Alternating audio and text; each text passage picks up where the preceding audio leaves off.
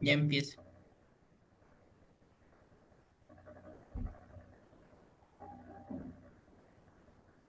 Una Compañera vez Mercedes. analizado el primer paso en el cual se ha analizado que sí es un caso de derecho internacional privado, o continuamos con el segundo paso que debemos analizar para poder determinar si existe algún tratado internacional aplicando al caso en concreto.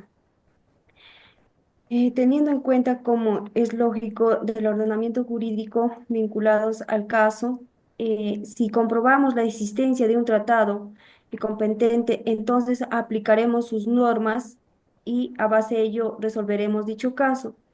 En caso de no haber un tratado, seguiremos al tercer paso. En este caso que hemos analizado, no existe ningún tratado internacional entre Perú y Estados Unidos que regule específicamente el reconocimiento automático de sentencias civiles o familiares como el cambio de nombre del menor. Como puedo citar uno de ellos, como por ejemplo la Convención de la Haya sobre el reconocimiento y la ejecución de sentencias extranjeras del 2019. En su artículo 2 menciona algunas exclusiones como el estado civil y la capacidad de las personas físicas, y el cambio de nombre está relacionado con el estado civil y la identidad de la persona. Pero ¿qué pasa en este caso? Perú no es parte de este convenio, entonces por lo tanto no aplicaría. De esta manera hemos ido analizando, en el cual hemos llegado a la conclusión que no existe un convenio internacional que obligue a Perú a reconocer automáticamente la sentencia de IVO estadounidense sobre el cambio de nombre. Por ello, la Corte de las instancias peruanas deben aplicar el exequatur interno, en el cual está en los artículos del 2102 al 2104 de nuestro Código Civil, y verificar los requisitos formales como son la competencia, las notificaciones, la cosa juzgada, el orden público, la reciprocidad, tal como efectivamente hizo la Corte Suprema al exigir la corrección de vicios procesales. Gracias. Doy pase al tercer paso a mi compañero.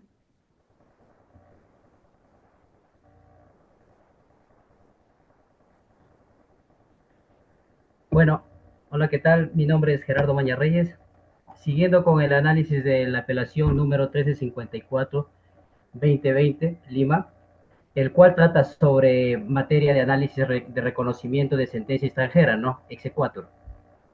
A continuación, analizamos en la base al método del jurista Robert Maglián.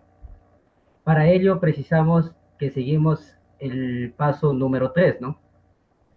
En este paso, este paso especifica que no existiendo tratado que regule el caso concreto, o si existiendo no resolvería la competencia de la materia, ¿no? No nos correspondería al determinar el juez peruano, nos correspondería, digo, el determinar el juez peruano competente para conocer el asunto, ¿no? Si no lo fuera así, nos detendríamos en este punto, pues no son de aplicación las normas de conflictos peruanos, ¿no? Bueno, pero como el caso es diferente, nos corresponde a nuestros tribunales la solución litigiosa. El juez peruano es competente, continuaremos con la aplicación del método, ¿no? En este caso, en todo caso, dice, en caso de existir tratado internacional pertinente, aplicaríamos también sus normas. Para ello, la la competencia internacional consiste en la atribución que tienen los tribunales nacionales para conocer de asuntos que presentan un elemento extranjero, ¿no? El exequatur es el procedimiento judicial mediante el cual un Estado verifica si una sentencia emitida por un tribunal extranjero cumple con los requisitos necesarios para ser reconocida y ejecutada en un territorio nacional, ¿no? Como es el Perú.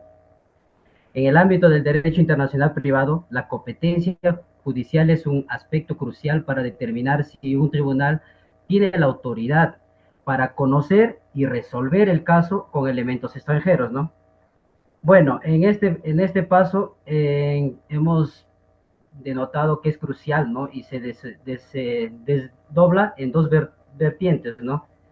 Como la primera vertiente tenemos a la competencia del juez del origen, ¿no? Del caso. El artículo 2104, inciso 2 del Código Civil exige que el tribunal extranjero haya sido competente según sus propias normas del derecho internacional privado, ¿no? Aunque la sentencia de la Corte Suprema no profundiza, no exactamente este punto, se presume que la Corte de Hoyo era competente para decidir sobre el cambio de nombre de un menor de edad, pero en su jurisdicción, ¿no? Y como segunda vertiente, tenemos que a la competencia del juez peruano, la cual dice la competencia de los tribunales peruanos para tramitar el exequatur es indiscutible, ¿no? El objeto del proceso es precisamente otorgar eficacia a una sentencia extranjera dentro de nuestro territorio peruano. En el artículo 2104, inciso uno, establece como requisito que la materia no sea de competencia peruana exclusiva, ¿no? El cambio de nombre no se encuentra en esta categoría, por lo que nosotros suponemos que los tribunales peruanos son competentes para reconocimiento, ¿no? La Corte Suprema ejerce su competencia como máxima instancia en, de división en la apelación. Aparte de ello, para tener una mejor base para que tengamos clara la competencia, nos basamos también a la jerarquía normativa del internacional privado, ¿no? La solución de verificar la existencia y de normas inferiores jerárquicas que nos llevan a analizar la estructura piramidal de las fuentes del derecho aplicadas en el caso, ¿no? La decisión de la Corte Suprema y en claro ejemplo lo tiene, ¿no? De cómo interactúan estas normas.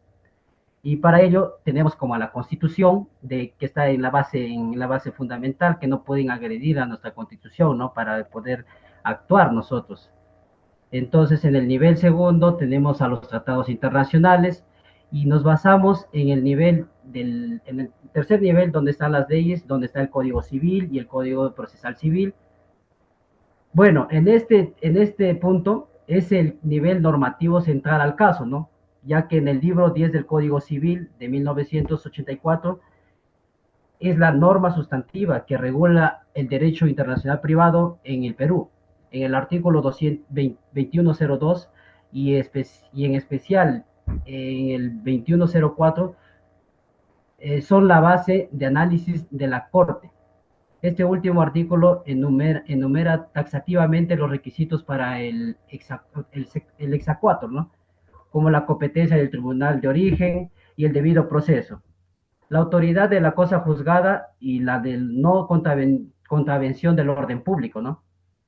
Y en el Código Procesal Civil actúa como norma adjetiva o de procedimiento ¿no?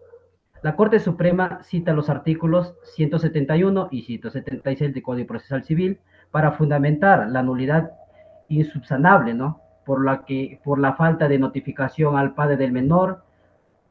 Bueno, asimismo, el artículo 837 del Código Procesal Civil remite a las normas del Código Civil para el trámite de exequatur y estas normas son de inferior jerarquía respecto al Código Civil, sino que operan a un plano complementario, ¿no? Una regula el fondo del derecho sustantivo y la otra el camino para hacerle efectivo el proceso. De acuerdo a ello, hemos quedado con el punto 3 hacia a la competencia y en base al, como le digo, a lo que se aplica en las normas, ¿no? De inferior jerarquía. Muchas gracias, doy pase a mi compañero para que sustente el punto 4. Gracias.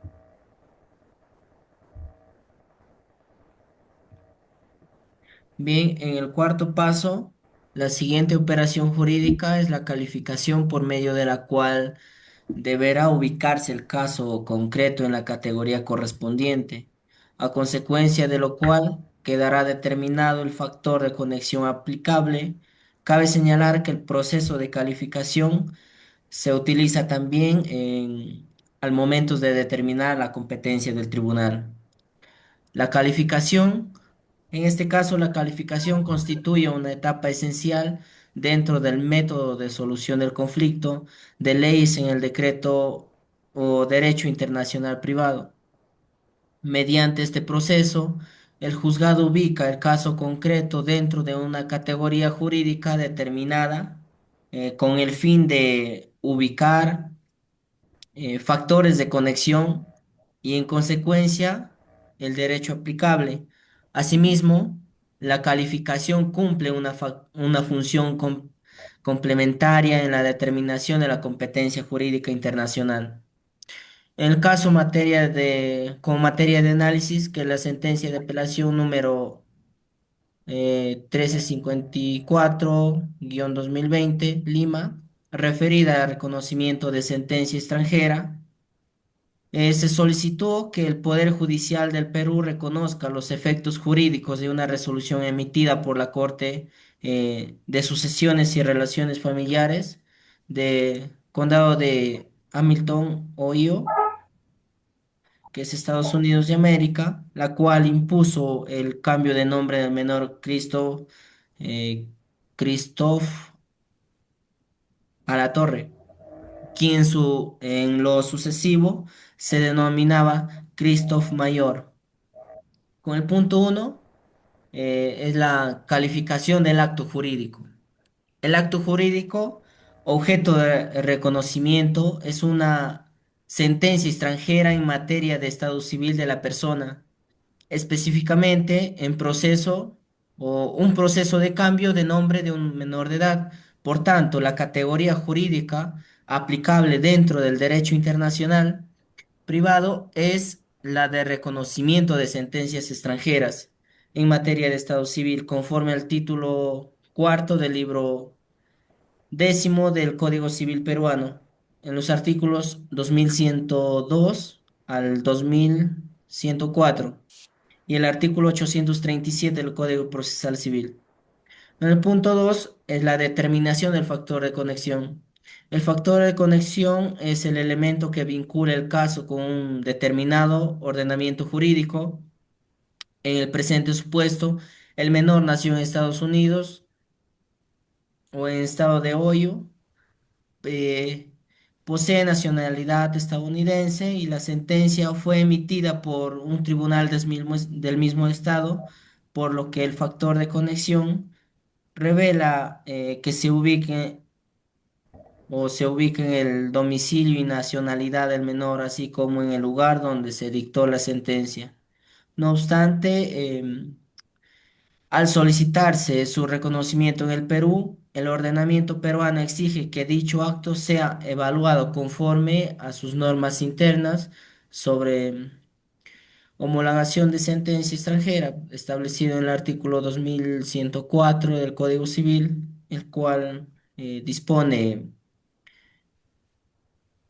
requisitos que deben cumplirse para una sentencia extranjera tenga validez en el país.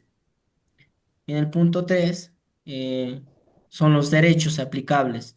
En esta sentencia, la sentencia extranjera fue emitida conforme al ordenamiento del Estado de Ohio. No obstante, el análisis de su validez en el Perú se rige por las normas internas peruanas, concretadas específicamente en los artículos 2101, 2103 y 2104 del Código Civil, así como en el artículo 837 del Código Procesal Civil.